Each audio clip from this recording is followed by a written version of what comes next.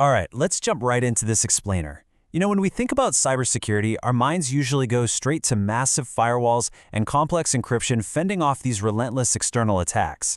But what if I told you that one of the absolute most dangerous threats in modern web applications actually tricks the server from within? Today, we're unmasking server-side request forgery, the hidden threat that can take down servers. I want you to picture the classic story of the Trojan horse. You've got this impenetrable fortress, and it's breached not by brute force, but by an innocent-looking gift brought right inside the walls. Think about that for a second. What actually happens when the server itself is the attacker? Because your internal network completely trusts the server, right? So if a hacker can control what that server asks for, all those super expensive internal defenses suddenly become completely useless. The call is literally coming from inside the house. So, here's our agenda for today. 1. Unmasking the hidden threat. 2. How SSRF actually works. 3. Hunting for SSRF vulnerabilities. 4. The cloud metadata jackpot. And 5. SSRF in the new OWASP. Let's get to it.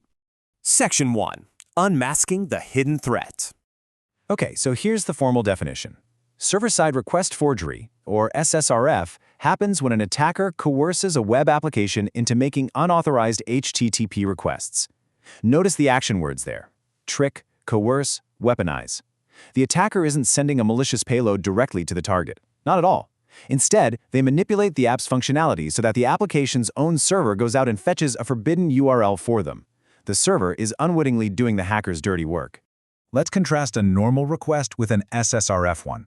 Normally, a web app might fetch something like a profile picture from an external social media site. You give it a URL, the server fetches the image. Totally normal, expected behavior. But with an SSRF request, instead of an external image link, the attacker feeds it an internal URL, maybe something pointing to the server's own hidden files or a private admin dashboard. And the server, because it's just blindly following instructions, fetches those internal files and often just hands them right back to the attacker. And that brings us to this absolutely crucial rule from our security sources. Never trust only what the user interface shows. The front end is the presentation layer. Real security must happen on the server side. If your back-end server is just blindly trusting the URL string handed to it by the front end without actually checking if that destination is safe, well, you've got an SSRF vulnerability. The server absolutely has to verify if the submitted data should be trusted. Section 2. How SSRF actually works. Our source material actually highlights a really great training exercise using a vulnerable app called Crappy to show how this goes down. Here's the step-by-step of how an attacker pulls this off. Step 1. They hunt for an endpoint that takes a URL as input. In this specific lab, there's a feature to contact a mechanic via an API URL. Step 2. The attacker uses a proxy tool to intercept that request, and they swap out the expected mechanic URL with something completely harmless, just to test the waters, like google.com. Step 3. They watch the server's response. If the server hands back the HTML code for Google's landing page, bingo. The attacker just proved they can dictate where that server browses. From that point on, they're going to start pointing it at highly sensitive internal targets. Section 3. Hunting for SSRF vulnerabilities. Now, if you're an aspiring bug bounty hunter, or honestly just a developer trying to lock down your own code, consider this your cheat sheet. These are what hunters call quick scent parameters. When they're scanning network traffic, attackers are actively looking for HTTP requests that use words like URL, URI, path, dest, webhook, callback, or endpoint. Why those specific words? Because those parameter names are basically a giant neon sign. They strongly suggest the backend app is going to take whatever value you give it and use it to fire off a secondary network request. It is the perfect place to inject an SSRF. But look, it's not just about sniffing out hidden parameters. It's about the everyday features we all build and use. Think about the chat apps you use that automatically spin up a link preview when you drop in a URL, or tools that let you export a dashboard to a PDF, import an RSS feed, or load an avatar through an image proxy. Every single one of those features requires the server to reach out and pull external content based on what a user inputs.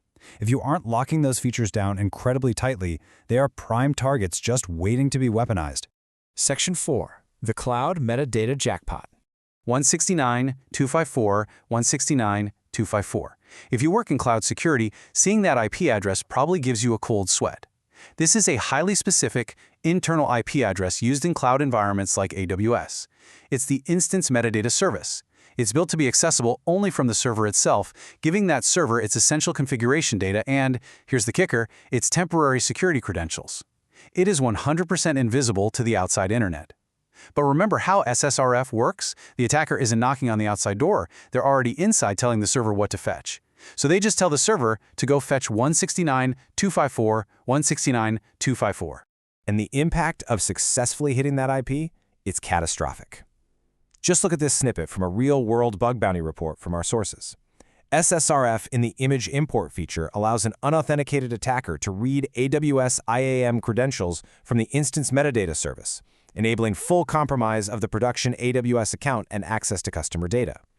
The attacker literally used a basic image import feature to trick the server into querying its own metadata IP, and the server happily handed its own administrative cloud keys right back to the attacker. Game over. And what's really wild is how terrifyingly well this threat scales. Our sources highlight a massive vulnerability found by security researchers Sam Curry and Shubham Shah. They discovered an SSRF primitive hiding in the image optimization feature of Next.js hosted on Netlify. Now, because Next.js was the foundational infrastructure for dozens of Web3 crypto sites, exploiting that single SSRF flaw allowed them to achieve universal cross-site scripting across all of those different platforms. Shared infrastructure literally equals shared vulnerabilities. If your underlying framework has an SSRF flaw, every single application built on top of it inherits that critical weakness. Section 5. SSRF in the new OWASP. So let's look at how the industry is adapting to this. Check out the shift in the OWASP Top 10, which, if you don't know, is the industry standard list of critical web app security risks. Back in 2021, SSRF was added as its own standalone category at number 10. But if you look at the new 2025 update, SSRF isn't its own category anymore.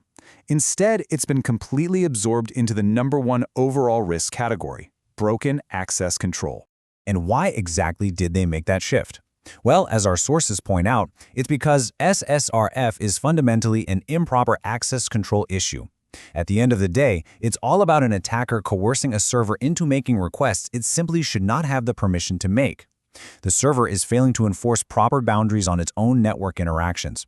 Whether a hacker is tweaking an ID to snoop on another user's profile or manipulating a URL parameter to steal cloud metadata, the root failure is exactly the same, a total failure of access control.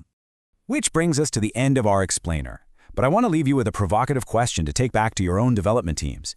Is your service backend blindly trusting what the front end asks it to fetch? Because if it is, you might just be holding the front door wide open for the exact attackers you're trying to keep out. Always question your code, never ever trust user input, and beware of server-side request forgery, the hidden threat that can take down servers.